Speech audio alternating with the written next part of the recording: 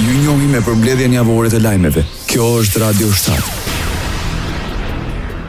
Pas paralajmërimeve të studentëve shqiptar për protesta më 18 maj, kryeministri Istria Mickovski bëri thirrje për durim dhe se së shpejti do të propozohet zgjidhje për kërkesën që provimi i jurisprudencës të mbahet edhe në gjuhën shqipe. Jam i bindur që ai propozim do të jetë sipas rekomandimeve të Komisionit të Venecias dhe sipas standardeve ndërkombëtare, kështu që unë i lutj të gjithë ata që janë pjesë e këtij procesi të jenë të durueshëm, sepse ka forca politike në shtet që nuk duan të jemi shtet që përparon, shtet që ka reforma, por duan një shtet që të ketë trazira, konflikt dhe protesta.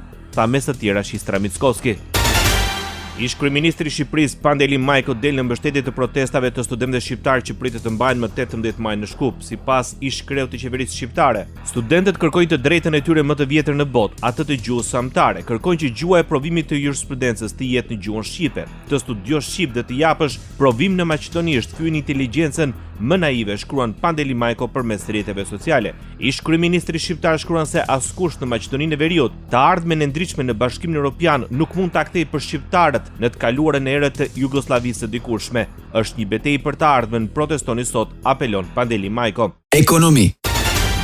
Të rritet shkëmbimi tregtar nga 207 milion euro në 1 miliard euro, të hapen korridore për vendet pa dalje në det, të hiqen barierat doganore dhe Durrësit të bëhet një alternativë portit të Selanikut. Apeli vjen nga biznesmenët e Maqedonisë së Veriut dhe Shqipërisë në forumin ekonomik për te kufive që mbajt në Shkup. Zëvendës kryeministri dhe ministri i transportit Aleksandar Nikolovsi deklaroi se bashkëpunimi ekonomik mes dy vendeve është i mirë, por larg potencialit real. Sipas tij, shkëmbimi tregtar vitin e kaluar arriti në 180 milion euro, ndërsa në 3 muajin e parë të vitit 2026 ka qenë 38 milion euro.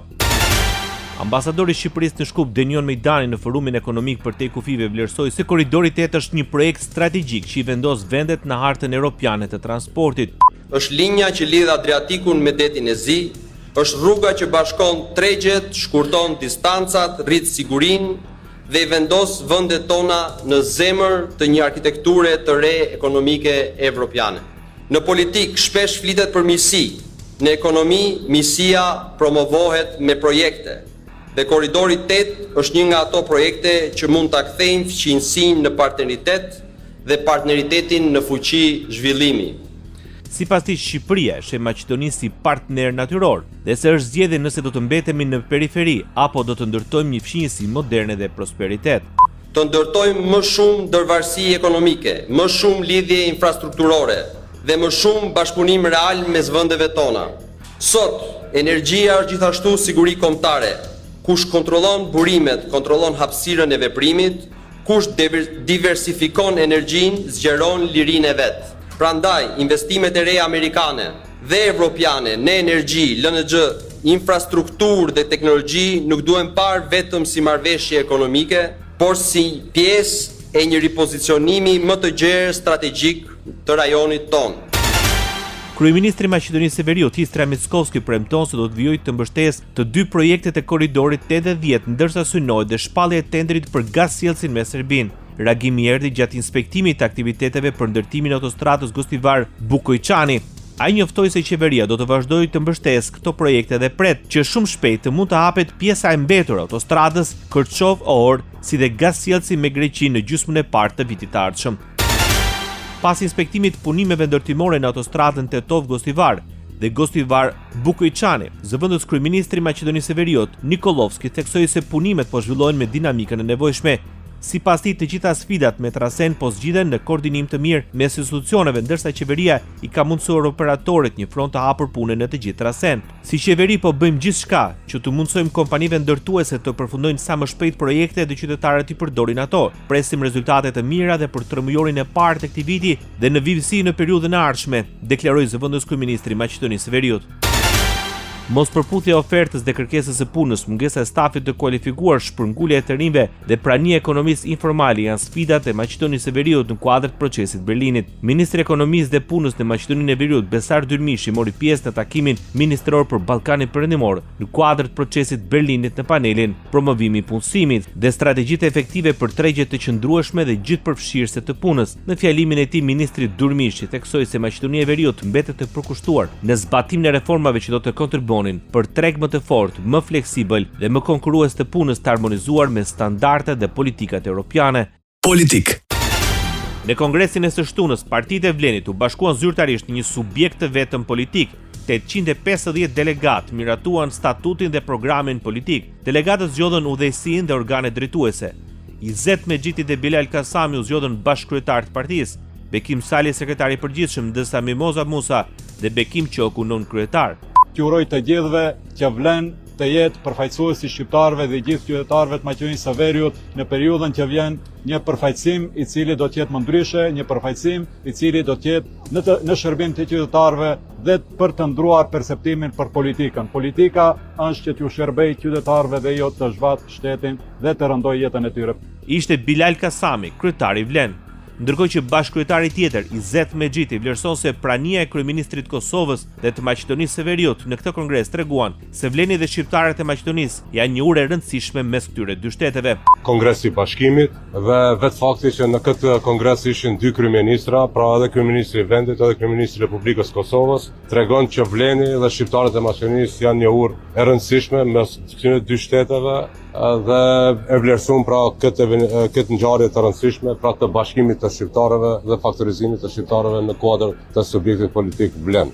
Ishte Izet Mexhiti, kryetari i Vlen.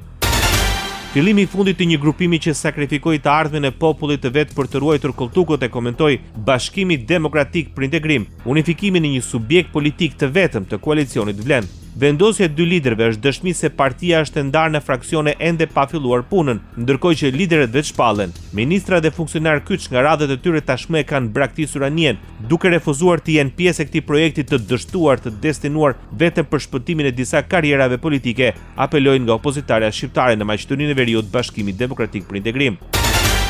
Bashkëkryetari i koalicionit Vlen, Bilal Kasami, konfirmon vullnetin e Zjadin Selës për të bërë pjesë e qeverisë në rrethana të caktuara. Në intervistë televizive për TV21, Bilal Kasami tha se ka mesazhe që tregojnë se eksponenti i aleancës është i gatshëm të jetë pjesë e qeverisë. Ne vlerësojmë lart interesimin e zotrit Zjadin Sela për të qenë pjesë e qeverisë. Do të ishte i gatshëm që me kushte të caktuara të jetë pjesë e qeverisë dhe ne vlerësojmë këtë interesim. Ndonse nuk përjashtoi mundësinë që në këto momente të caktuara të ketë bisedime me Selën, Kasami deklaroi se qeveria i ka numrat e mjaftueshëm dhe nuk është e nevojshme që të ketë parti të tjera. Për momentin, vlerësojmë që qeveria ka numra stabil dhe nuk ka nevojë për një subjekt të ri politik, por nga momenti kur ne do të vlerësojmë se ka nevojë edhe për një subjekt të tillë, sigurisht që do të ulemi dhe do të bisedojmë. Faktori shqiptar si forcë stabiliteti dhe orientimi europian ishin në thelb të takimit mbajtur në Tetov ndërmjet deputetit të Partisë Socialiste të Kuvendit të Shqipërisë Piro Vengu me kryetarin e Bashkimit Demokratik për Integrim Ali Ahmeti. Përmes një postimi në rrjetet sociale, Vengu vlerësoi figurën dhe rolin e Ahmetit në politikën shqiptare në Maqedoninë e Veriut, ndërsa theksoi rëndësinë e faktorit shqiptar si forcë stabiliteti dhe orientimi europian. Në Tetov me kryetarin historik dhe shqiptarin e përkushtuar Eli Ahmeti, një figurë që vazhdon të mbetet pikë reference edhe kur kohët ndryshojnë, shkruan ish ministri i mbrojtjes i Shqipërisë Piro Vengu. Aktualitet. Komisioneri Evropiane për zgjerimi kërkon bashkëpunim nga vendet anëtare për anëtarësimin e Ballkanit Perëndimor, pas takimit të parë ministror të ministrave të jashtëm të grupeve të miqve të Ballkanit, mbajtur në Bratislava të Slovakisë. Marta Kosta nënvizoi se Bashkimi Evropian nuk mund të lejojë që boshllëqet e sigurisë të rriten në fqinjësinë e saj, teksa shtoi se në këtë situatë gjeopolitike për herë të parë ka forca të jashtme destabilizuese që duan ta shohin Bashkimin Evropian dhe vendet aspiruese të dështojnë në procesin e anëtarësimit, ndërsa ato forca mund të ndërhyjnë dhe t'i përdorin vendet kundër nesh. Marta Kos deklaroi se me Shqipërinë kemi hapur të gjithë kapitujt dhe shpresojmë të ecin drejt mbylljes së tyre sa më shpejt të jetë e mundur, ndërsa Maqedonia e Veriut sipas saj, kohët e fundit ka përshpejtuar ritmin e reformave. Ministri i Punëve të Jashtme i Maqedonisë së Veriut, Timço Moçumski, para fillimit të Këshillit për Punë të Jashtme të Bashkimit Evropian në Bruksel, vlerësoi se zgjerimi është imperativ si për Bashkimin Evropian ashtu dhe për vendet kandidate. Our request to the member states is multifaceted. First, we need to depart from bilateralization of accession criteria, but we also need to engage on other core issues that are not related to enlargement per se. And here we refer to security and defense, which is crucial. We refer to the necessity of better communication when it comes to issues related to economy and trade. And what we also need is further engagement related to challenges such as energy security, food security, as well as digitalization. Mesazhi ynë për vendet anëtare është i shumëfisht. është e nevojshme të largohemi nga bilateralizimi i kritereve të pranimit, por dhe të forcohet angazhimi për çështje që shkojnë përtej vetë procesit të zgjerimit, veçanërisht në fushën e sigurisë dhe mbrojtjes, ekonomisë dhe tregtisë, sigurisë energjetike, sigurisë ushqimore dhe digitalizimit, apeloi ministri i punëve të jashtme i Maqedonisë së Veriut. Mocunski nënvizoi harmonizimin e vazhdueshëm me politikën e përbashkët jashtme të sigurisë dhe BE-s, si dhe gatishmërinë për fillimin e mëtejshëm të bashkëpunimit në këtë fushë. Ministri i jashtëm i Maqedonisë së Veriut, Timço Moçunski, ka deklaruar se NATO është më e fortë se kur pavarësisht kritikave të vazhdueshme të presidentit amerikan Donald Trump dhe aleatëve evropian. Në intervistë për Euronews, Moçunski tha se administrata Trump ka ndikuar në forcimin e aleancës ushtarake dhe rritjen e angazhimit të vendeve anëtare për mbrojtjen. Ministri paralajmëroi gjithashtu për ndikimin keqdashës të Rusisë dhe Kinës në rajon, duke theksuar se kërcënimet hibride shtohen aty ku rritet zhgënjimi dhe bie besimi tek proceset integruese. Sipas një sondazhi të janarit 2026, rreth 70% e qytetarëve të Maqedonisë së Veriut do të votonin pro antarësimin në BE, megjithëse shumë prej tyre nuk besojnë se dera unionit do të hapet realisht për vendin. Lufta kundër organizimit ilegal të lojrave të fatit në Maqedoninë e Veriut dhe reklamimi agresiv ishin dy nga çështjet kryesore të trajtuara nga ligji i ri për lojrat e fatit. Zëdhënësja i qeverisë, Venera Azizi, vlerësoi se është miratuar një tekst i ri i propozim ligjit për lojrat e fatit që më pas do dërgohet për procedura të mëtejshme në kuvend. Për herë të parë vendosen kufizime të rrepta për reklamimin e lojrave të fatit. Ndalohet reklamimi jashtë hapësirave afariste nëse ai ka për qëllim nxitjen e qytetarëve për të marrë pjesë në lojrat e fatit. Ndalohet përdorimi i mesazheve që bigjozin e paraqesin si rrugë drejt suksesit financiar, jetës më të mirë apo si zgjidhje për problemet personale dhe sociale. Po ashtu ndalohet reklamimi përmes personazheve publike dhe përmbajtjeve të orientuara drejt të miturve. Sipas saj, ky ligj ka për qëllim mbrojtjen e fëmijëve, brezave të rinj dhe familjeve, si dhe mbrojtjen e procesit arsimor dhe sigurisë së nxënësve.